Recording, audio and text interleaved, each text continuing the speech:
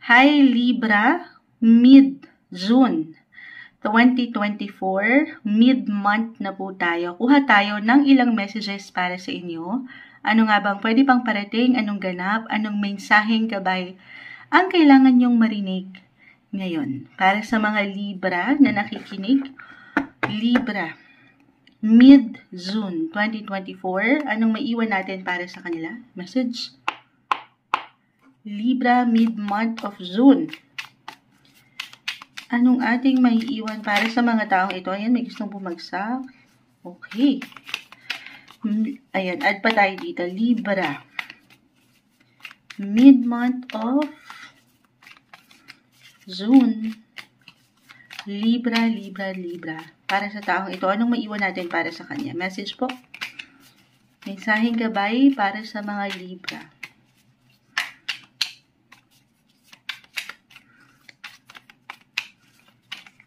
Okay, may ilang cards. Medyo madami to. Ito muna po. Ito, napakaganda. The World. Lagay na muna natin dito. The World is here. Kunin ko pa yung ilan. Medyo marami to. Okay. Ito na. Buwagsak na. The Ten of Wands. Uy. Completion. Both cards is about completion. Merong makukumpleto. Nine of Wands. Merong matatapos. The Magician, makukumpleto. Pati ako nagulat. Libra. Magugulat yun. Kakakape. Pero, excuse me po. Tayo ay live na live sa FB. Babalikan ko po kayo. Pero Libra, dito na tayo sa unang umangat. The world. Or the universe, rather. Char. Hindi. Pero, sa mas practical dyan, maring merong pag-travel po ba ang ilan? Mid-month? Okay. It doesn't matter naman kung long or short distance travel ito, pero definitely merong pag-movement, merong paggalaw, biyahe. Kahit sa simpleng pagpaplano or anything related sa pag-iibang bansa ba ito, may pag-angat ng ilang agenda sa part na yan. Na kung saan, ayan, parang ito physically, mentally, emotionally, kahit paano, maaaring makatulong ito, okay, sa inyo para mapasigla palalo ang inyong katawan, lalo kung medyo may pagkapagod nitong mga nakaraan, or mapasigla palalo ang inyong karelasyon, if in a relationship, married, regardless naman, yung connection na pwede nyong mabuo mid-June 2024 Libra, this is something na iti-treasure nyo forever. Maybe isang indikasyon lang din ito. Kasi may pagkakumpleto tayong nakita. Buong buo yung mga bagay-bagay. This is a sign, maybe, for some of you to spend quality time kasama ang iyong loved ones. Okay? Magical yung nakikita natin, something na memorable. Ayan, kumbaga, maibabaon nyo ito sa mga susunod pa o na yugto ng inyong buhay. The world, napakaganda. This is a great sign. Napakalawak po niyan.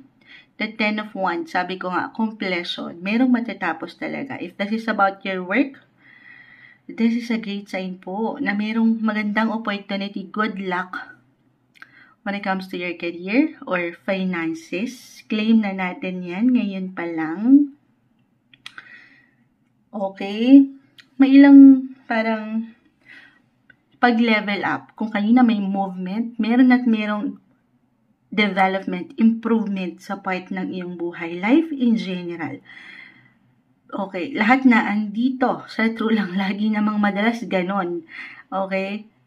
Relasyon, the Magician, dito na lahat yun kompleto regado ka, mas mafulfill mo yung ilang kagustuhan, mapatravel man ito, buhay karera, relasyon, napakagandang indikasyon, okay, na pahintulutan mo rin ang iyong sarili na makapag-recharge, makapag-relax, mula dito sa ilang bitbitin mo. Ayan, kita niyo siya.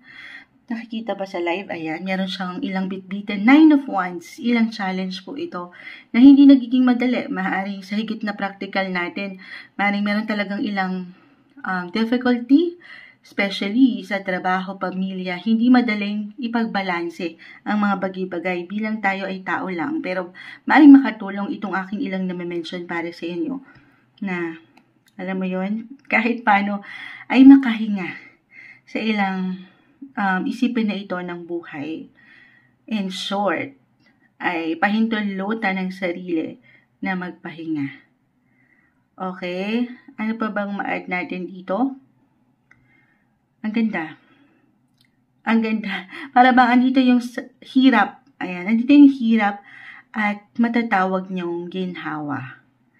Kumbaga, work and life balance lang din ng nagiging aware ka doon sa ilang pangangailangan mo rin or pangangailangan ng ilang tao sa inyong paligid. Recharge, listen to your intuition, have fun, enjoy lang din. Okay? Deserve yan. At, kumbaga, meron ditong suporta. Hindi ka nag-iisa. Merong nakaagapay sa'yo. At handang tulungan ka. Yun lang lagi yung iisipin mo. Kahit pa medyo ngayon, sabi ko, ayan, may ilang dalahin. Hindi naman kailangang laliman ang bawat na mention ni Moonchild. Sabi ko nga, kahit sa simpleng, ito, yung ginagawa niyo sa pang-araw-araw. Ito po, pawang test lang to. Okay, tinetest lang ito, yung inyong kakayanan. Yung inyong strength, yung test of faith, kung paano nyo hinahandle ang ilang sitwasyon sa inyong buhay. Ito, malalagpasan. Kahit pa mahirap, makakayanan. Huwag kayong bumitaw. Maaring malapit na kayo doon sa pagkakumpleto. Malapit na kayong matapos or magtapos. Kung kayo yung mga estudyante pa lang, ayan, merong bago, may ikot nyo ang mundo. Meron at meron pa kayong matututunan, mararating. Okay, paangatin nyo lang din yung inyong pagkapit. Hindi lang sa sarili, hindi lang sa bawat proseso na inyong pinagdadaanan sa buhay, pero syempre pa sa Kanya. Sa ating nag-iisang Creator, si Lord, maging ano pa man po ang inyong faith, kapit lang kayo sa Kanya. Kapit lang tayo sa Kanya. Ngayong mid-June 2024 para sa inyo, Libra.